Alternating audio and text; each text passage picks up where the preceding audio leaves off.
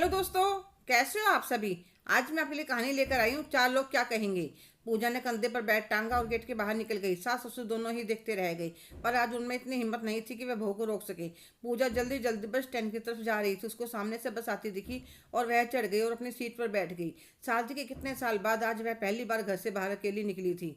सुबह 5 बजे उठकर सबके लिए चाय नाश्ता और दोपहर का खाना सब तैयार करके रख आई थी। जब मेरा रिश्ता तुल के साथ पक्का हुआ था तो मेरे ससुराल वालों ने पहले ही कह दिया था कि हमें नौकरी वाली बहू नहीं चाहिए। तो मम्मी पापा दोनों ने समझाया था, अच्छा घर परिवार है, लड़का देखने में भी अच्छा है, नौकरी भी है अच्छी है। जब वह कमा रहा है तो तुम्हें परेशान होने की क्या जरूरत है।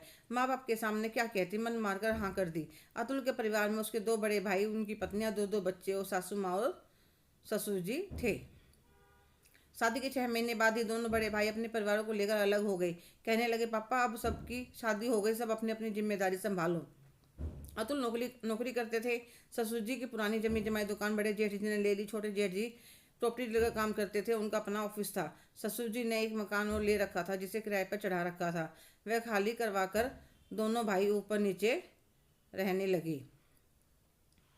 ससुर जी 1-2 बार दुकान पर गए तो उन्हें ऐसा महसूस हुआ कि बड़े बेटे को अच्छा नहीं लगता कि अब वह उसकी दुकान पर आते हैं, इसलिए ससुर जी ने दुकान पर जाना छोड़ दिया। पहले किराया आता था, दोनों बेटे की कमाई घर में आती थी तो सासू माँ के हाथ खुला रहता था। अब एक बेटे की कमाई रह गई थी, फिर भी खर्चा आराम से चल रहा था। पर धीरे धीरे जैसे परिवार बड़ा, खर्च भी बढ़ने लगे।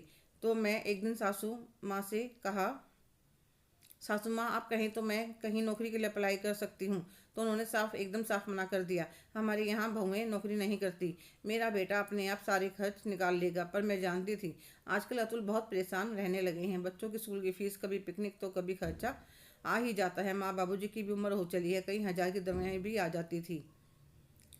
पर पहले अतुल कुछ नहीं कहते थे। आज अतुल काफ़ी परेशान थे। बच्चों की स्कूल की फीस भरने की आखिरी डेट थी। मैंने अतुल को कहा, अतुल परेशान मत हो, मैं देखती हूँ अगर कुछ इंतजाम हो सका। तो वे कहने लगे, तुम्हें चिंता करने की कोई ज़रूरत नहीं है, यह जिम्मेदारी मेरी है, मैं अपने आप संभाल लूँगा। ऑफिस जाते हुए उनका काफ़ी बड़ा एक्सीडेंट हो गया और उन्हें बहुत ज़्यादा चोट आई। जैसे ही हमारे पास टेलीफोन आया, हम सब जल्दी से उनके पास हॉस्पिटल पहुँच गए।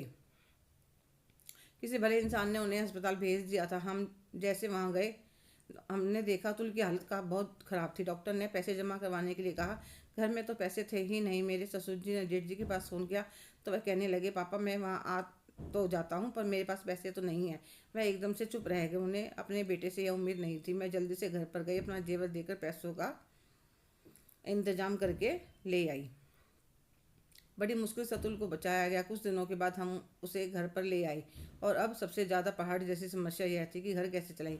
अतुल के दोनों बड़े भाइयों ने मदद करने से साफ मना कर दिया था कि हमारे तो अपने ही खर्चे इतने हैं, वही पूरे नहीं होते। तो फिर मैंने नौकरी करने की सोची। जब सासू माँ ससुर जी को बताया तो उन्होंने भी कुछ नहीं कहा।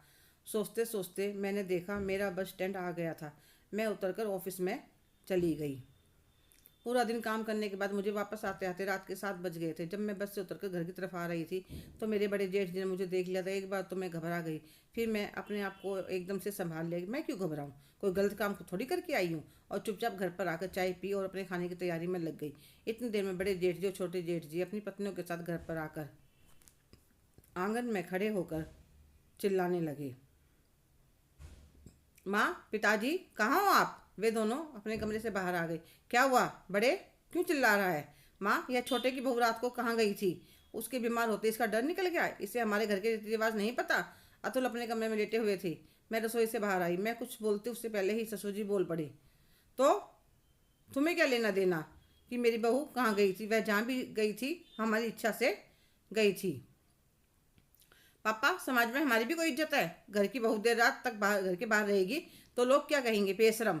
जब घर के छोटे छोटे बच्चे, तेरे माँ बाप, तेरा बीमार छोटा भाई भूखा था, तब 4 लोगों ने कुछ नहीं कहा। तुम्हें खबरदार, जो किसी ने मेरी बहू को कुछ कहा तो अपने बच्चों के लिए, अपने घर के लिए मेहनत कर रही है, कोई गलत काम नहीं कर रही। निकल जाओ मेरे घर से बाहर, आइंदा पैर मत रखना। तुम्हारा हमारा कोई रिश्ता नहीं है। चले आए मुंह उठाकर। पूछा तुम दोनों में से किसी ने या तुम्हारी पत्नियों ने कि घर में जब अतुल की कमाई होते हुए इतनी परेशानी, तो उसका इलाज कैसे करवाया, घर का खर्चा कैसे चल रहा है। माँ पापा की दवाई पानी आ रहा है कि नहीं आ रहा है, अब आए यहाँ पर, 4 लोग क्या कहेंगे।